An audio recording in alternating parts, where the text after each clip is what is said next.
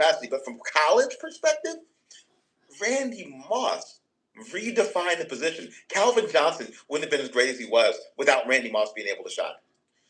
Randy Moss not only redefined the position, but he redefined what dominance was. He redefined route running.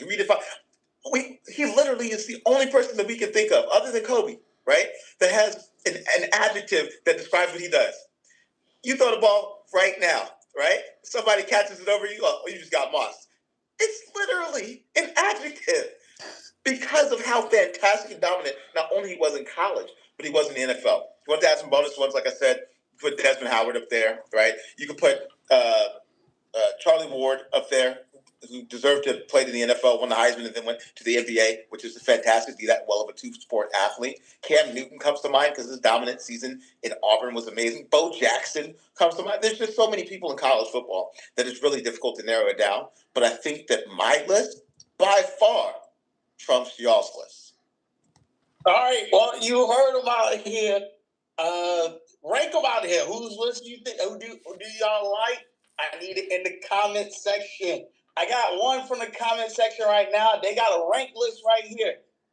Black Flash 3973 said Herschel Walker number 1, Barry Sanders number 2, Cam Newton number 3, and Jameis Crab Legs Winston number 4.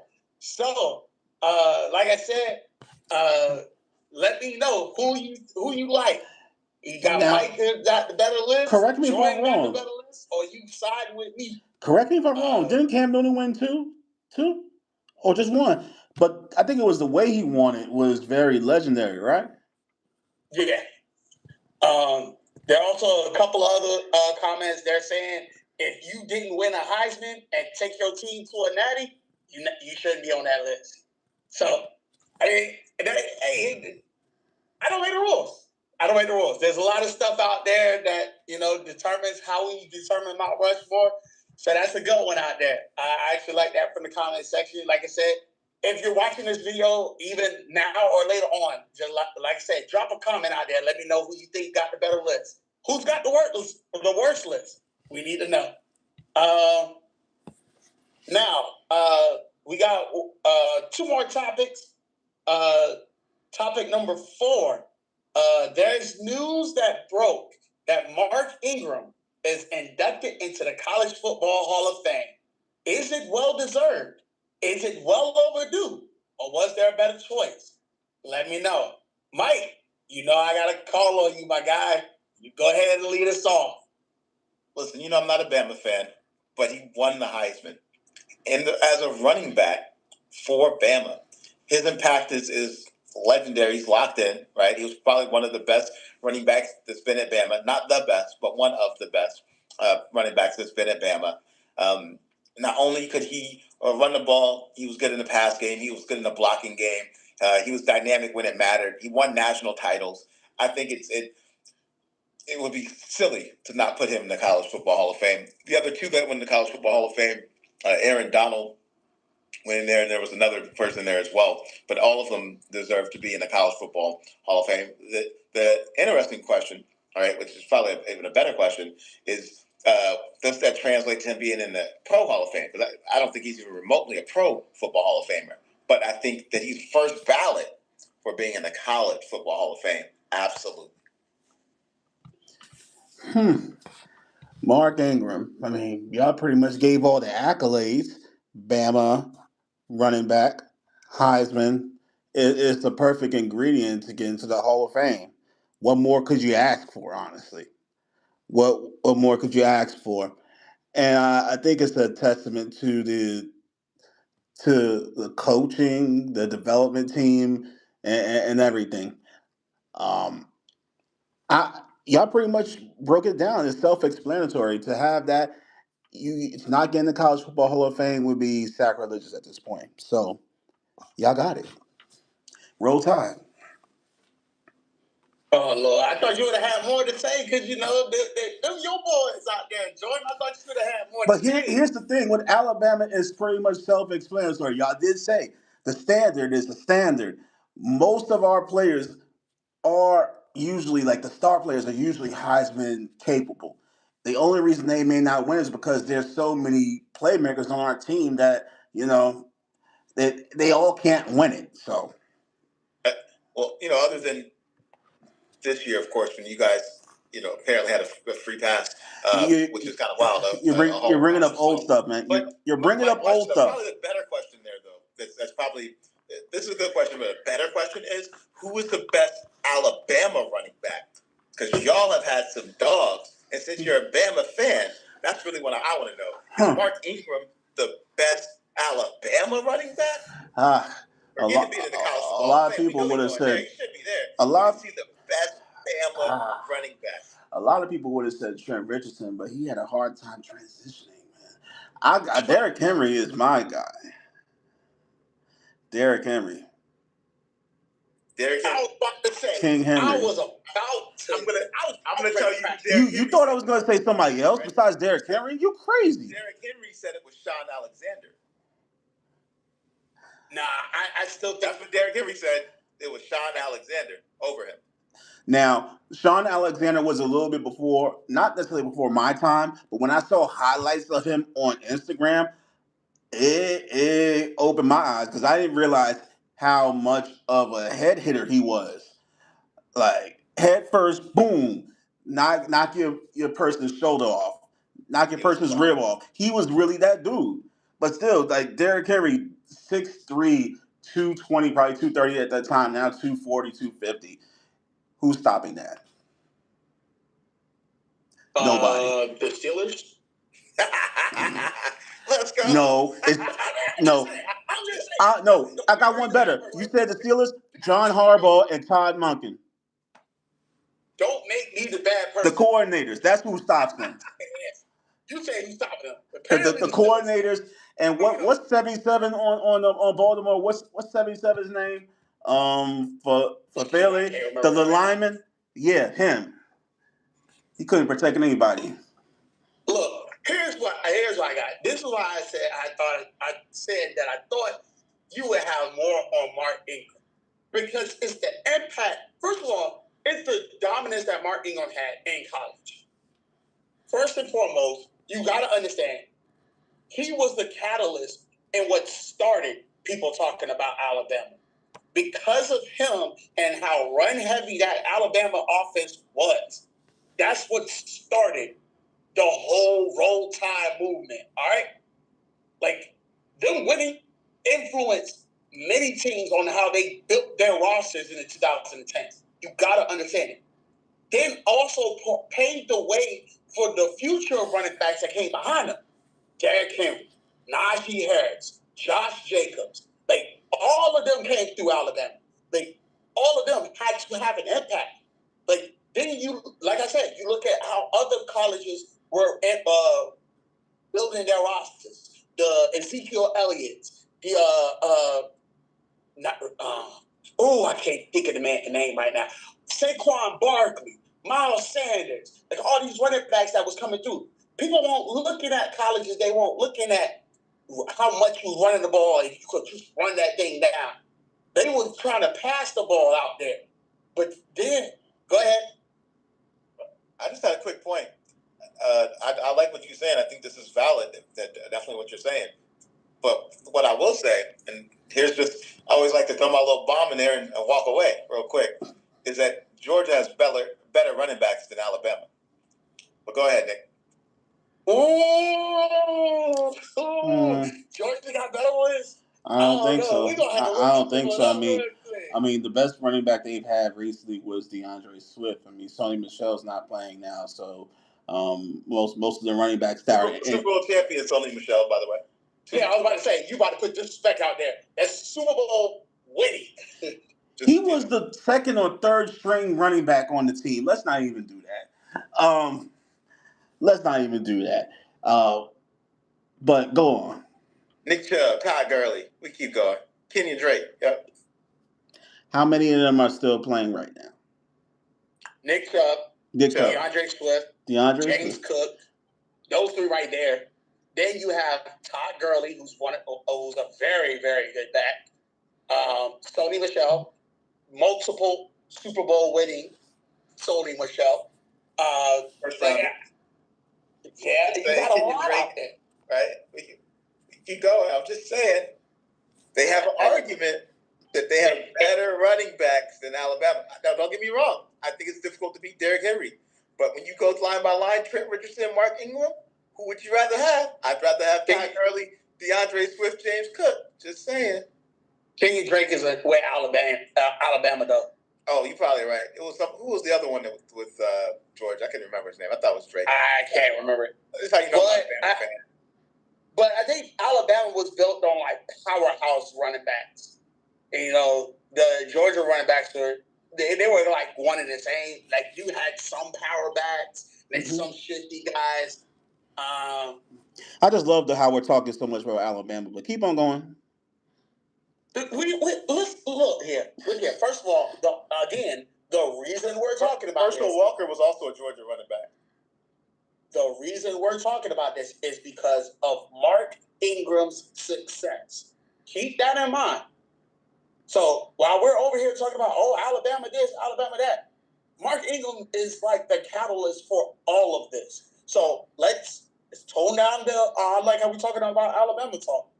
You thank that man Mark Henry. Mark. You know what? I was just thinking Mark Henry. I was thinking Noshawn Moreno was back there back then. Oh yeah. Oh, Noshawn. Oh yeah. Then they had Garrison Hurst. Well, I'm just saying. Listen, Georgia has a conversation to at least be had. That's all I'm trying to tell you. Okay. Yeah, like I said. But oh man, you threw a monkey wrench in the plans, man. You talking about who that the better was. Because you gotta also understand, like, Georgia really Georgia's success was running back by committee. So they won't, having one particular back. But you also, like I said, when you look at it, Alabama, like I said, Alabama was all about the power running backs. They were running it down your throat. And then Georgia was keeping them fresh. I'm going to make a comment here now. For our next podcast, we have to discuss which school is wide receiver U. That's Ohio State. But oh my goodness. That's the Ohio State. Which school is the Ohio State University? Wide receiver U. Hey, don't answer it today. I'm ready to tell you it's the Ohio State University. I've seen enough. Don't answer it today. Oh my goodness. Wide receiver U. Golly. And if you're in the comments, drop who you think what team it is. But I'm just saying the Ohio State. That's what I'm going to have next week. So yeah. Next week we're going to discuss wide receiver U because we also going to discuss the draft. So definitely shout outs there. Nick, you go whatever topic you have next. That's a good one. Well, look at this comment section. And one of them, the Black Flash, he coming out here. He said, shout out to you, Black Flash. Champion and soon to be Super Bowl champion. Hey, I don't know if I can kind of agree with that one. That's my boy, LA. That's LA. He's a Bills fan, so of course he thinks that. But I already told you, if they don't win this year, the Apollo he might be out next week.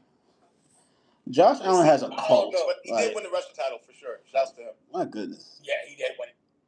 So, last but not least, we do have some time left.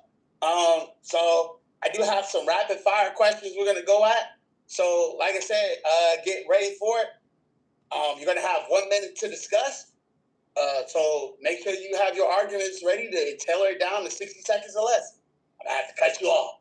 All right, here we go. I got 10 rapid fire questions. Make sure you have your facts behind them.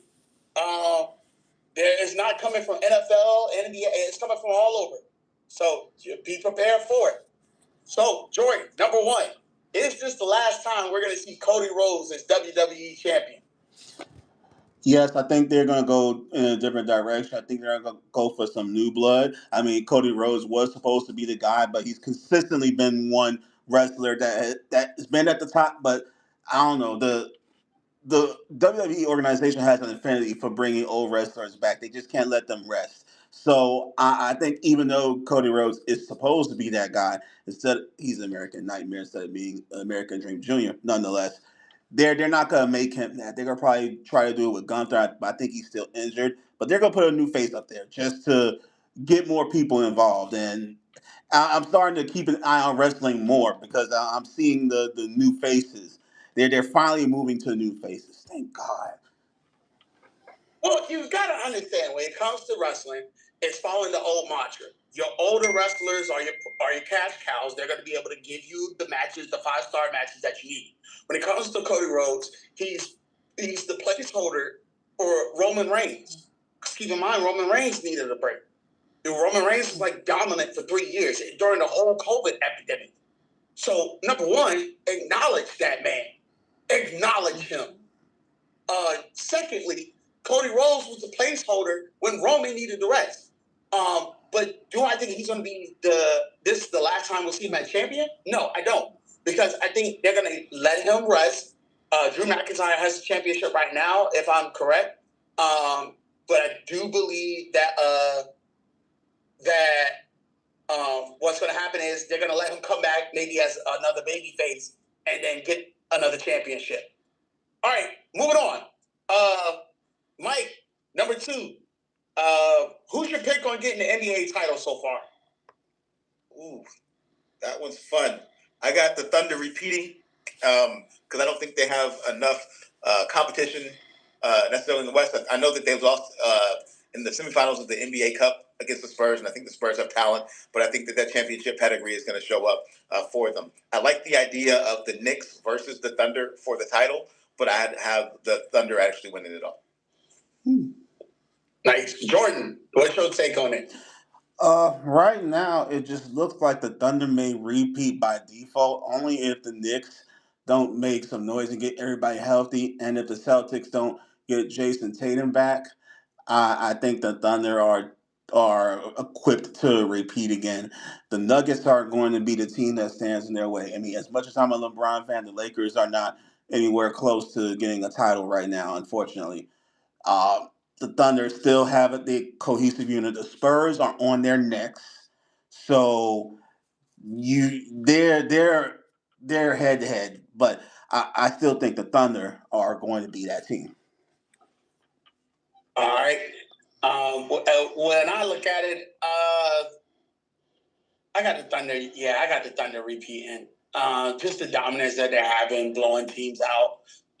SGA's having the ability to play 3 quarters and then sit out the whole 4th quarter. It's going to come in huge when we get into the stretch after the All-Star series. It's definitely going to come into play, that rest factor, because when you'll be in the playoffs and you're resting by quarter 4 and you don't have the ability to have to play so many minutes, that's definitely going to be a huge thing for them. So I definitely think they can repeat if they're going to keep the same formula. If things change, it could be somebody else. It could be Boston. It could be anybody. So, Jordan, back to you. Do you think Randy Orton is going to grab another championship? Currently, Randy Orton is approaching 40. He has back problems. He's been in and out of surgeries. Do you think he's going to get another championship? Well, I think he's approaching 45 right now. And I think based off of the injuries that he has, which are all back based, I'm not too sure that he'll be healthy enough to get a title. He may get to the championship match and push over the young person that whoever he faces. But I don't think he's going to be that person because they're going to need to be able to defend it. I think the WWE needs to focus on making sure that the younger wrestlers are able to have successful title defenses, not just ones that last a week or two, but ones that last for probably a month, 2 months, 3 months, just like the old days.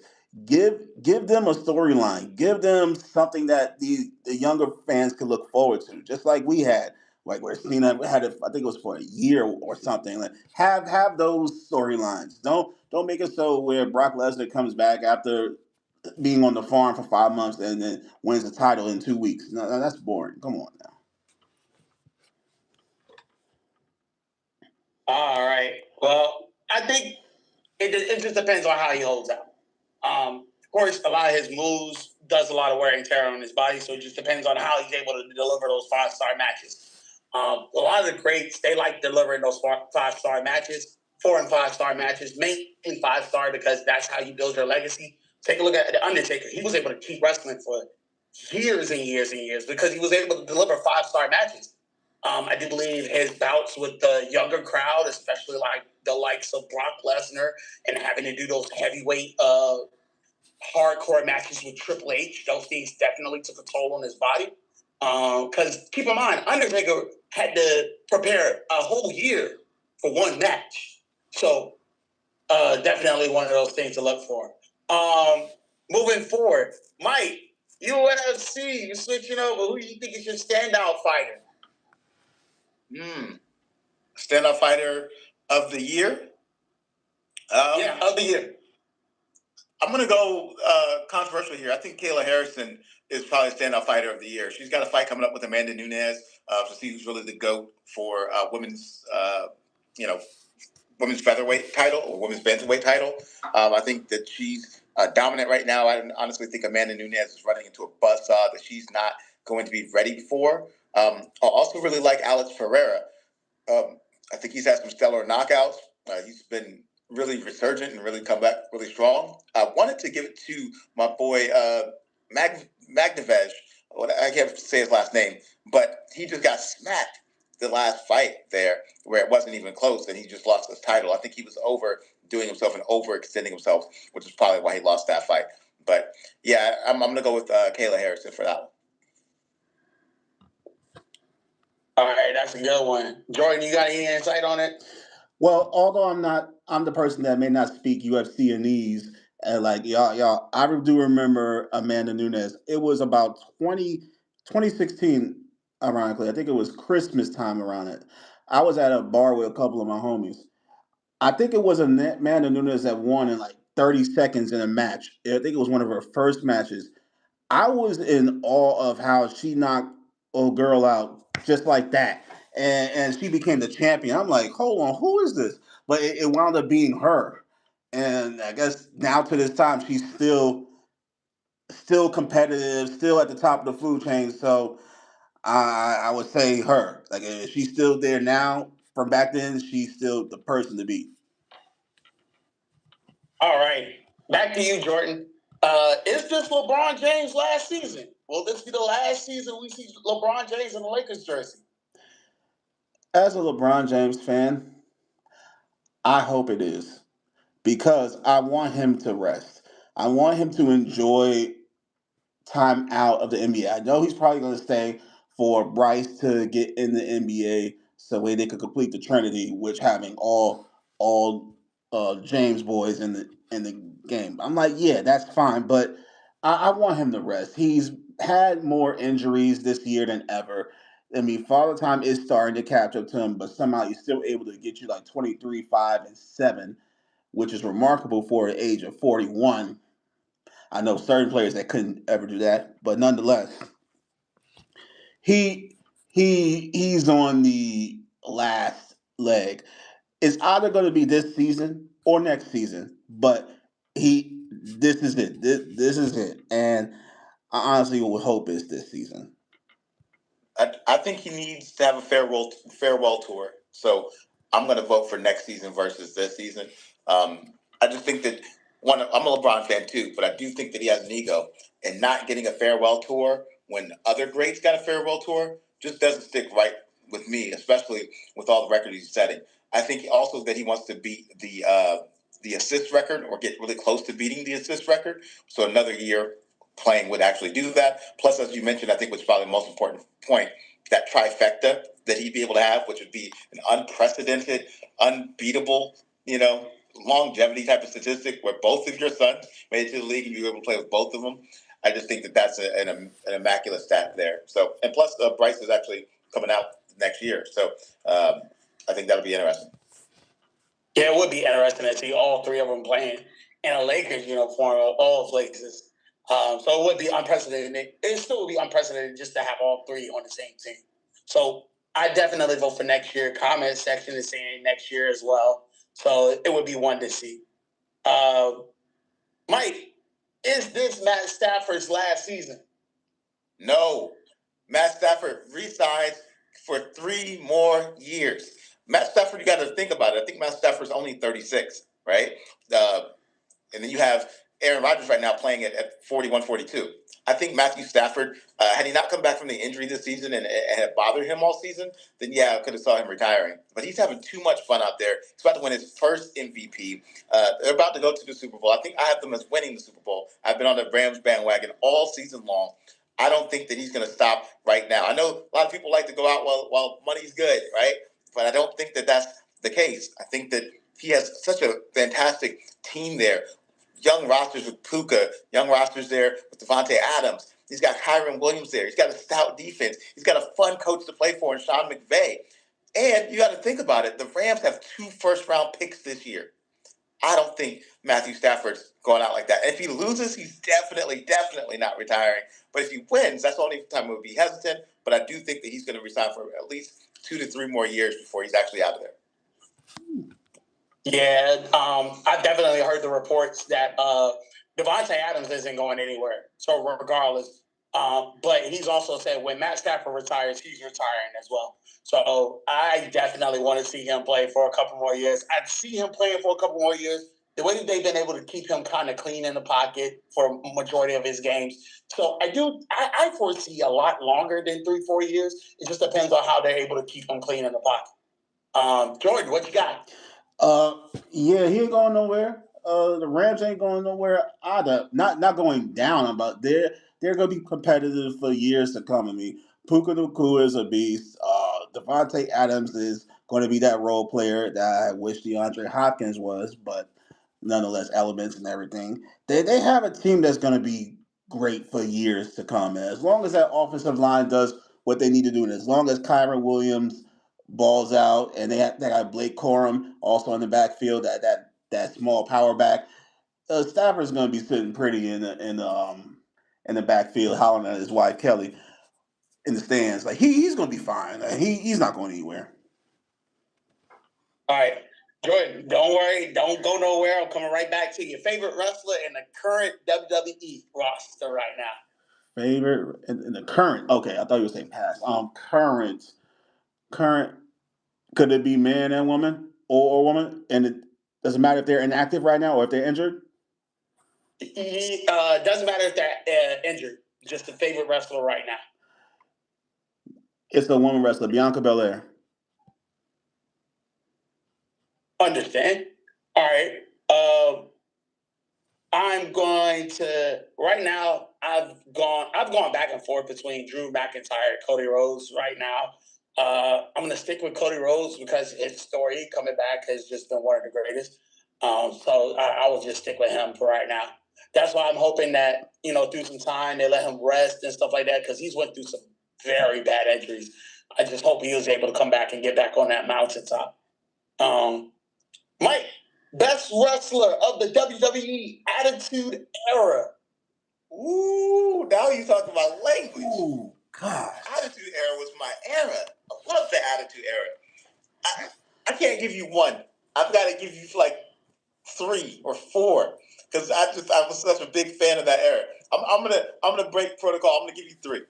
Stone Cold Steve Austin, The Rock, HBK.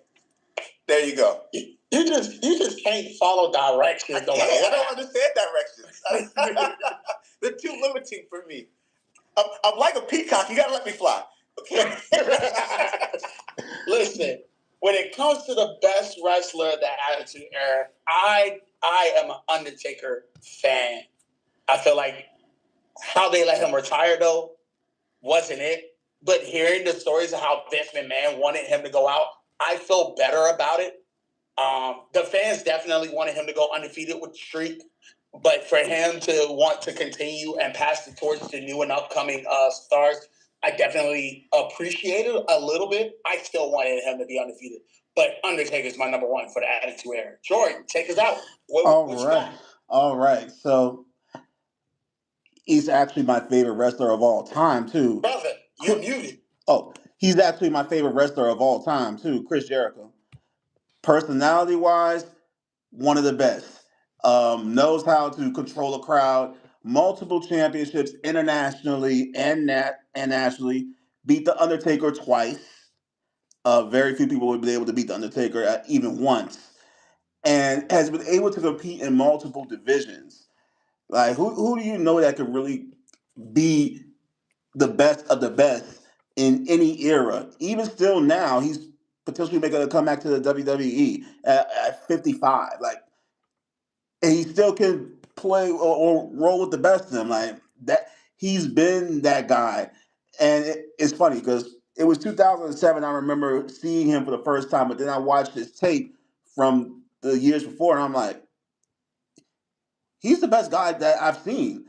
Like pound for pound, the best guy. It's not even close. All right, we got 2 more questions. I got some haymakers for y'all for these questions. All right, take a deep breath. Best collegiate conference. Go. Are we talking football, basketball? Which one? Collegiate, college, best conference. SEC.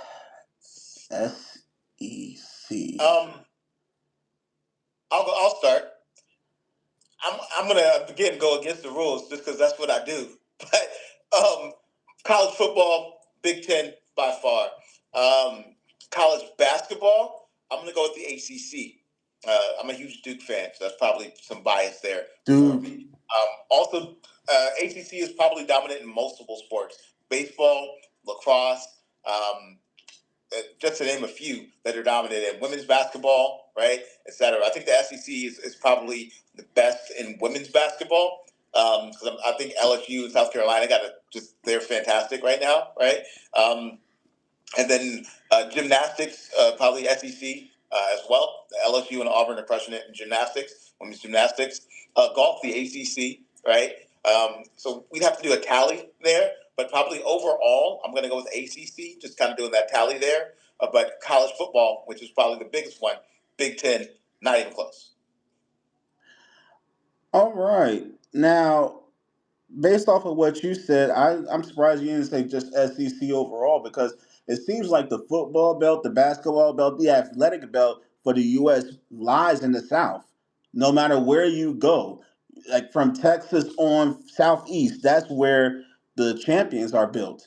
They'll probably transition to like California, anywhere else to play professionally, but that's where they're created. The SEC doesn't matter if it's basketball, doesn't matter if it's football, and any athletics. The SEC is where it's at. All right, some very good takes there. Very interesting. All right, final question of this. Again, another haymaker. If you could full reset one team, who would it be? Now, here's how it goes. In order to full reset, you would fire everybody from the owner all the way down. Everybody gets fired, and you rehire them right now. Who would it be? Which sport? You rehire the same people, or you rehire from that positions?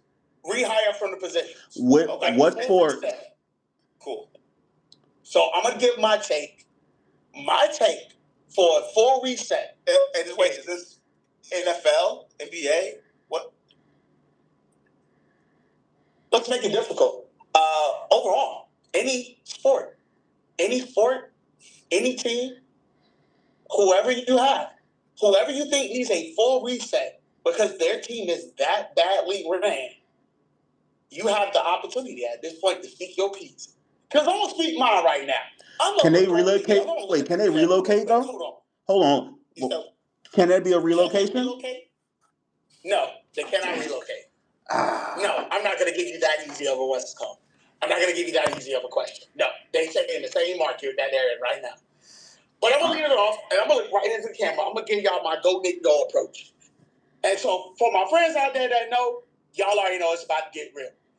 Cleveland Browns, I am here to speak on you.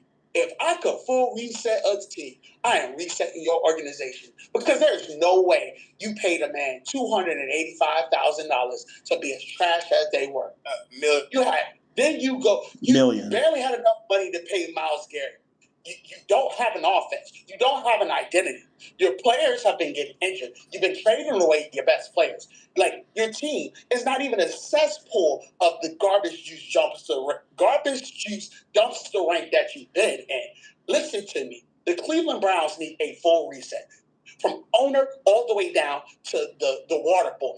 It is that badly ran, because at the end of the day, your tickets are getting resold on eBay for a bag of potato chips at this point. Like, you don't have an identity. Who knows what you guys are going to do? Deshaun Watson is about to come back, and nobody knows what they're going to do. Right now, you don't even have a head coach, so y'all can start planning on what y'all want to do. I don't even know how you're going to hire a head coach right now.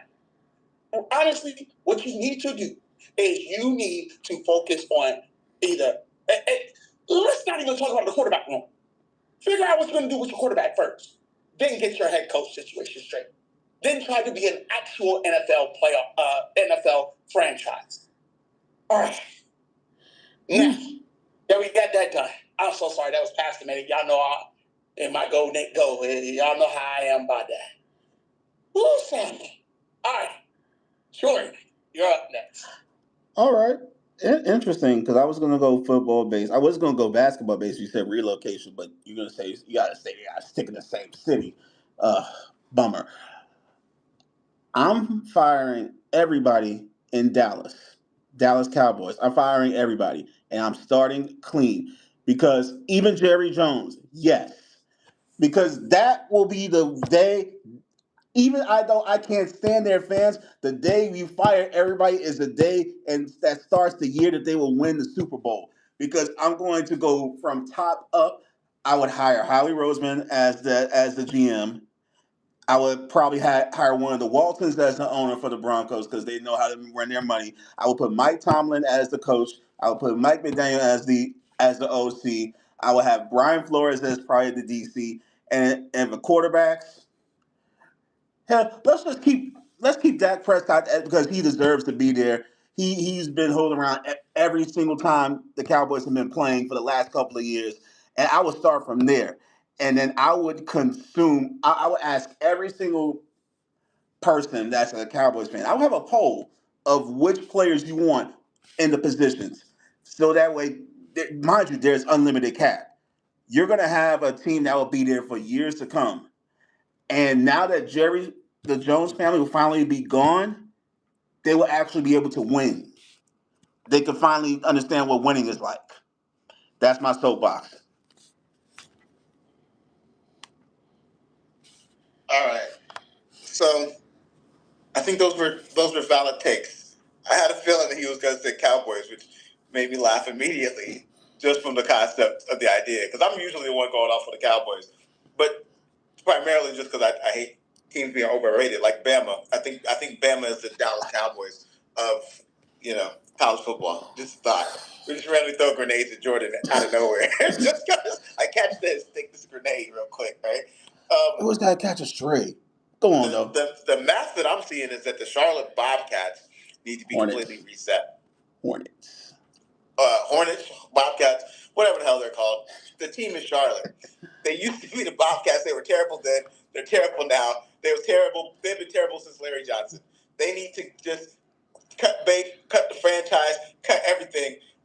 It ain't working. There's right? one person they need to keep: Eric Collins, their commentator. I'm cool with that. You can keep a commentator. That's the best part. He's the best person on the franchise and the organization. The best part of your team is the commentator. Yes. That tells you that I'm not incorrect with Hum Dilly D, how do you do? Yes, that guy. I will tell you that they've made some terrible draft picks repeatedly. When they put Michael Jordan in charge of player personnel, they messed up everything. I don't know if he was the GM, if he was a player coach, if he was the owner. I don't know what he was, but I know he made terrible mistakes, starting from Adam Morrison, moving on and on, right? And then when he was over there with the Wizards and playing for the Wizards, he was above playing for the Wizards. Not that this is here to bash Jordan, but you ask me who should be reset. It makes me think about Michael Jordan in that capacity. He's fantastic as a player. Should have never been in the position to judge player personnel. He's too hypercritical, and on top of that, he's not a good judge in that capacity. Outside of that, though, that's NBA side, right? I think of all the teams, that's the team that comes to mind in the NBA that needs to be just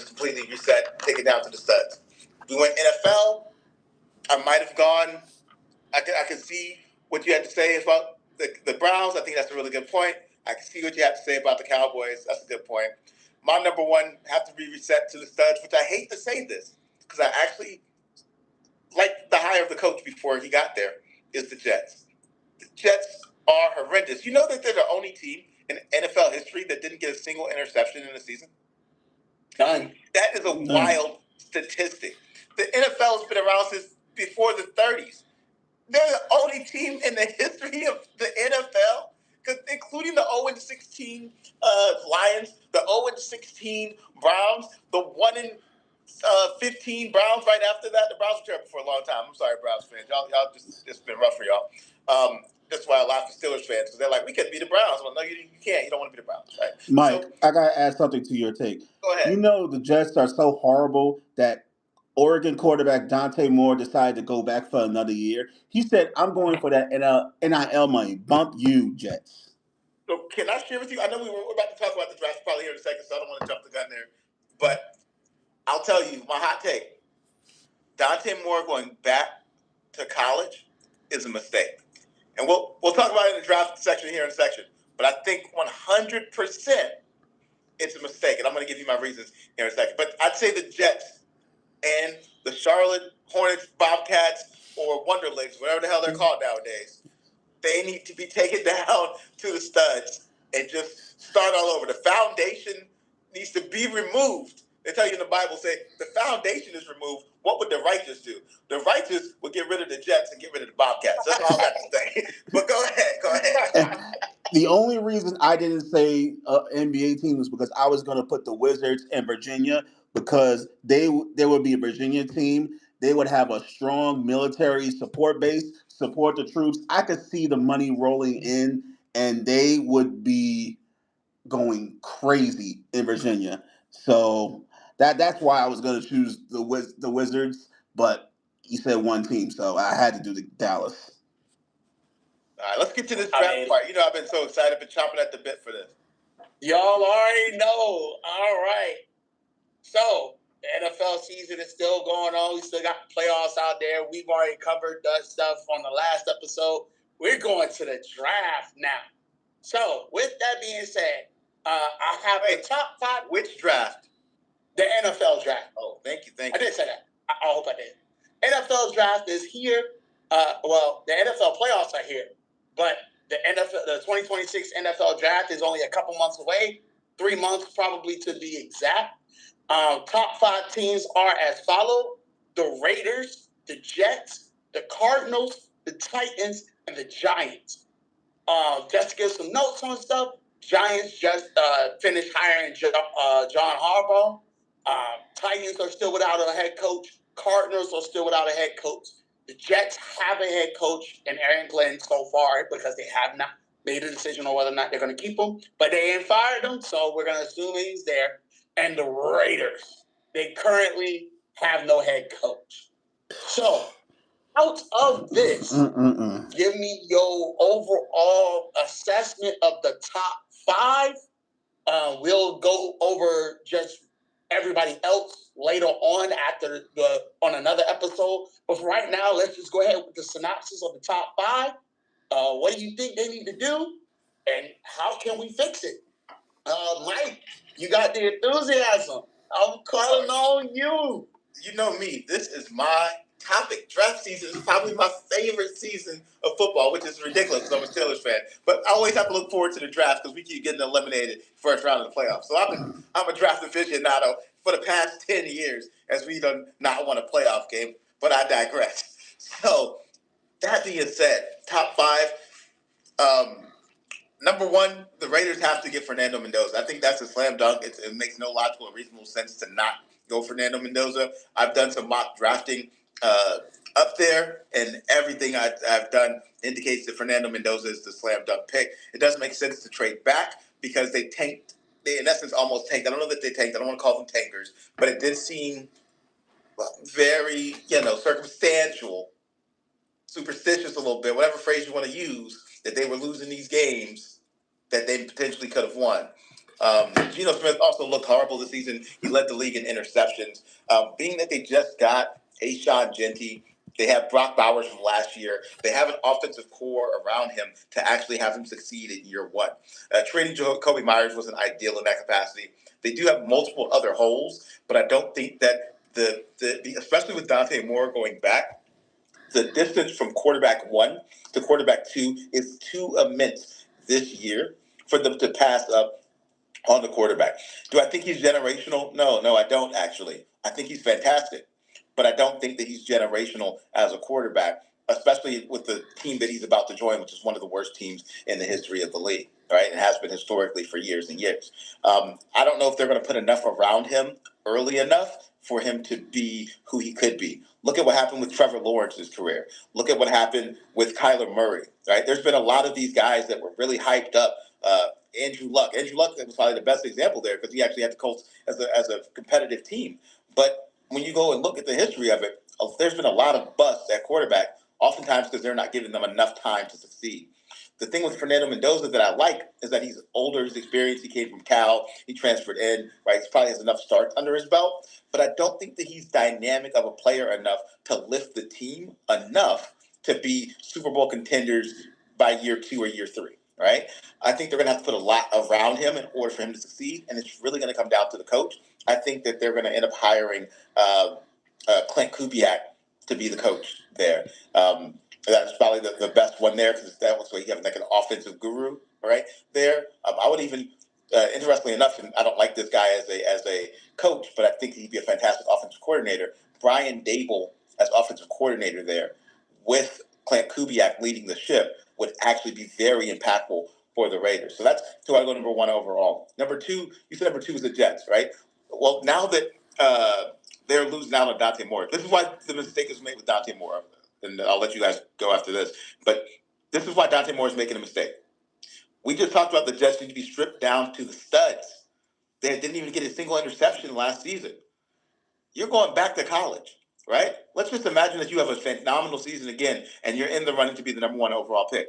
Guess who's going to pick number one overall? The Jets. You just wasted all your time. So that's why I think that's a terrible pick, or a terrible option for him there. I don't think he's really going to avoid being with a team like that, right? But as far as who the Jets should pick now as a result, I would hope that they do not go Ty Simpson out of Alabama. I think that would be a waste to go that high in the draft. I think the draft grade I have on him is around 25. I think he'll probably go like number 15 realistically. But if he goes number 2, they're completely overplaying their hand. They're better off getting somebody in free agency. I think that they're probably going to be in the running to get somebody like Malik Willis, to get maybe Mac Jones. I think Mac Jones would be a perfect fit for the Jets, especially as a bridge quarterback there.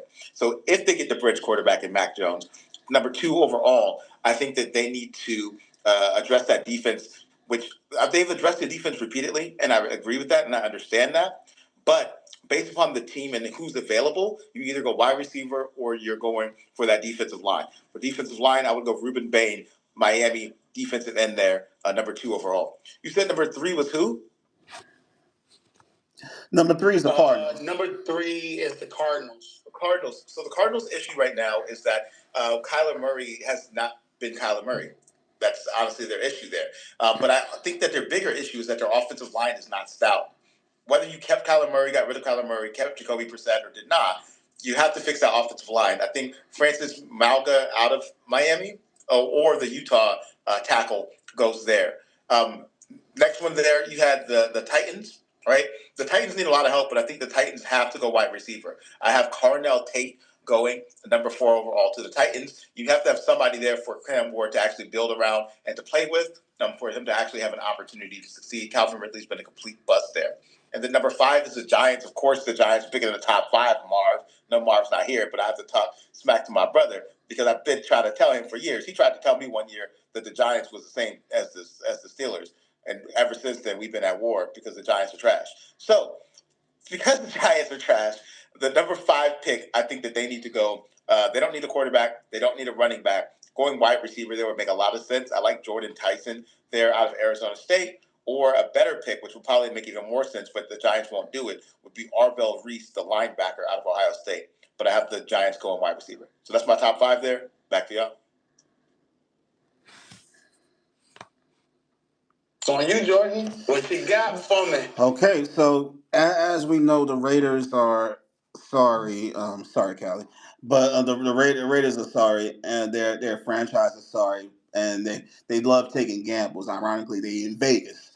Uh, who knows what they're gonna do from day to day? I I don't know. I don't think anybody knows. They had an idea to take, let's say, Mendoza. I wish him the best.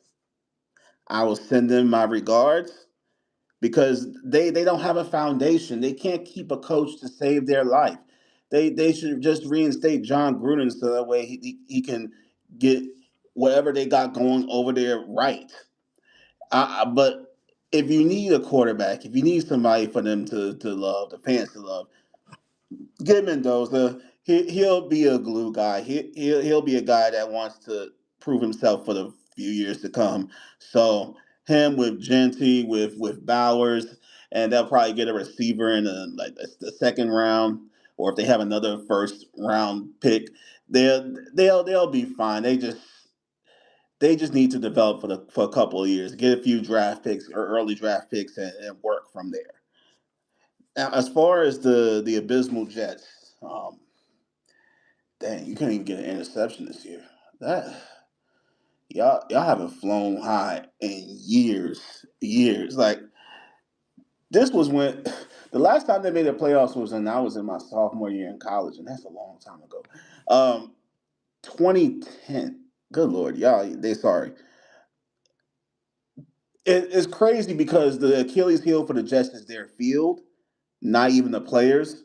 But that's another topic for another day. Um, now I would say, since they have a quarterback that's from Ohio State and a receiver from Ohio State, I'll keep it within the family and go Carnell Tate from Ohio State. I didn't mean for that to rhyme. They need a two receivers just to keep things honest and keep things fluid. I think the fact is Justin Fields really didn't have that good of a core around him to develop with, which is why he's been suffering. I mean, besides the O line as well, like he's been suffering wherever he goes.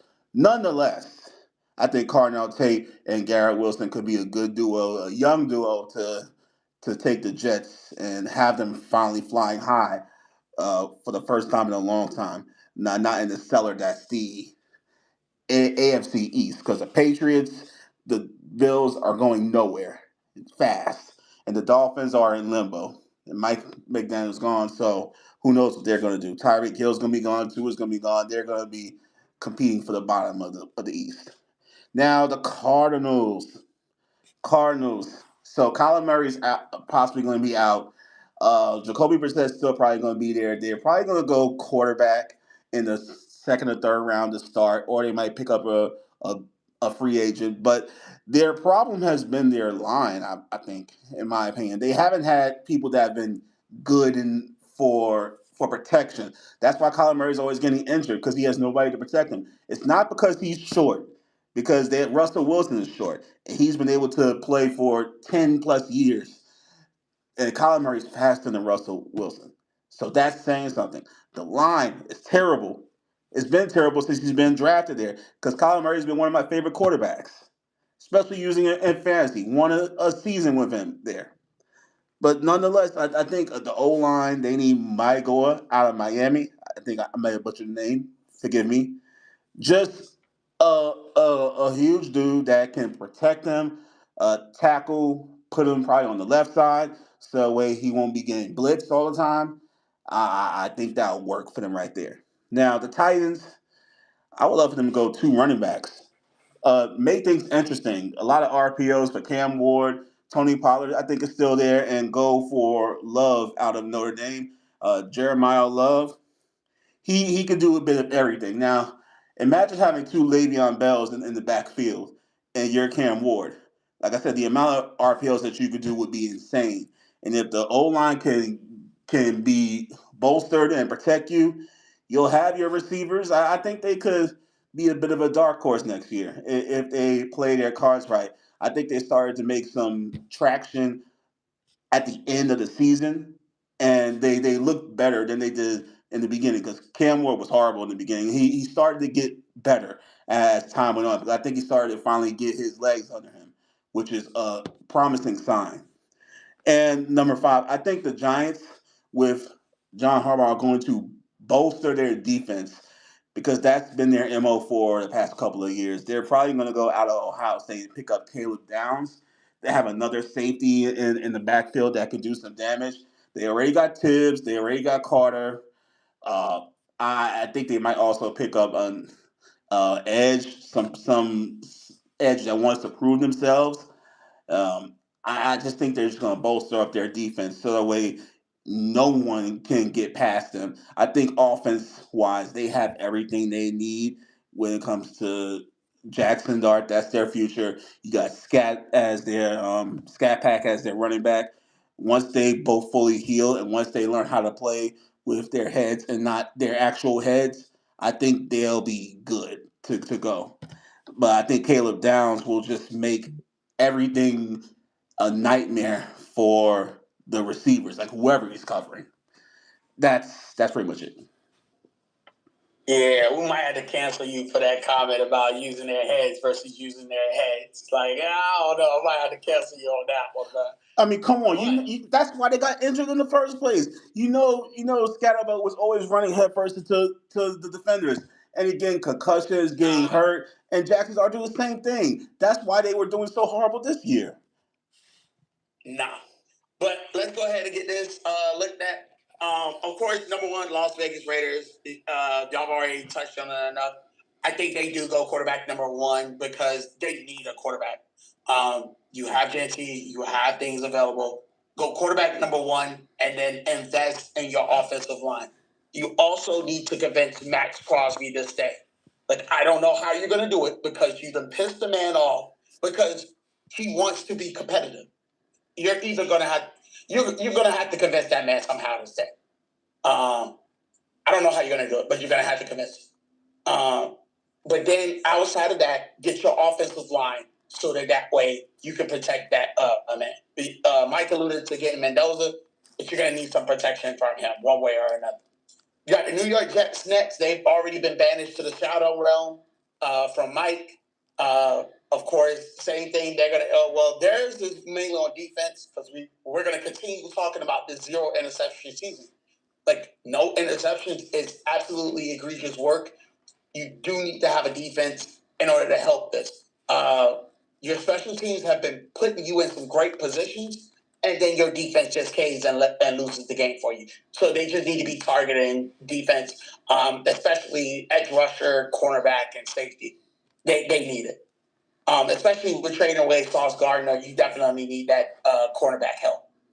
The Cardinals, they're going to need a quarterback. Nobody to start, though.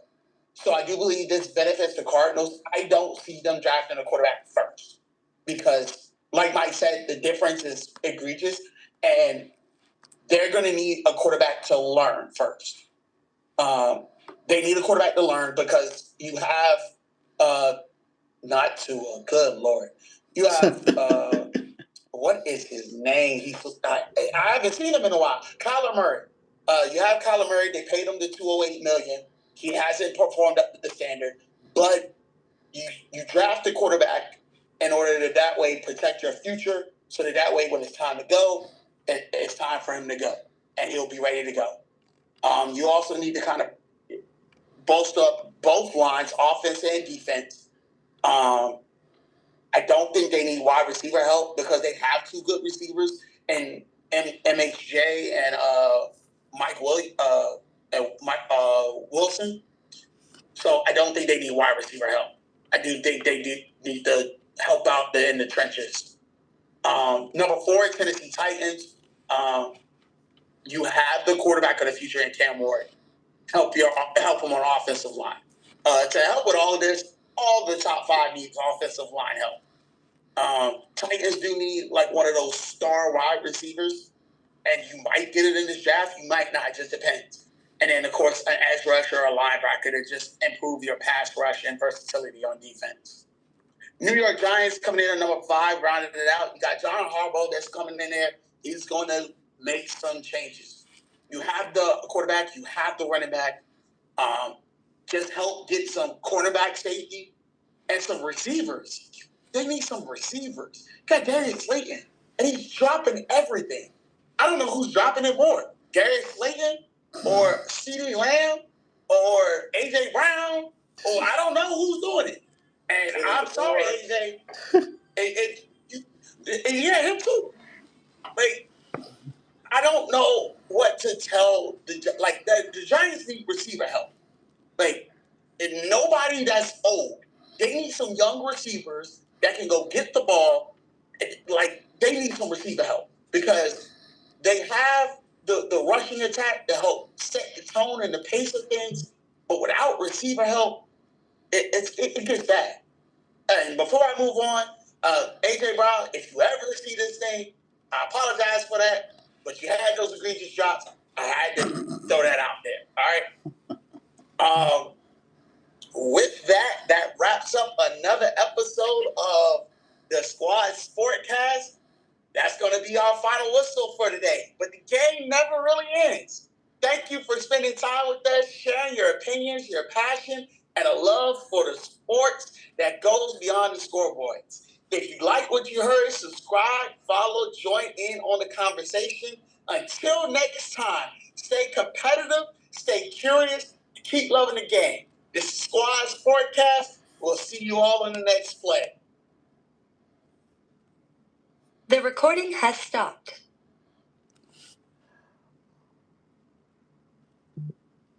All right, we are good to go. Golly. Whew. Ooh. Wait. I muted. I just peeped that. That was a long one, but that was a good one. You know what's crazy? That was the shorter one. It felt like a longer one. You know why it feels longer? Because I'm cold as hell out here. It's goddamn like 20 degrees outside.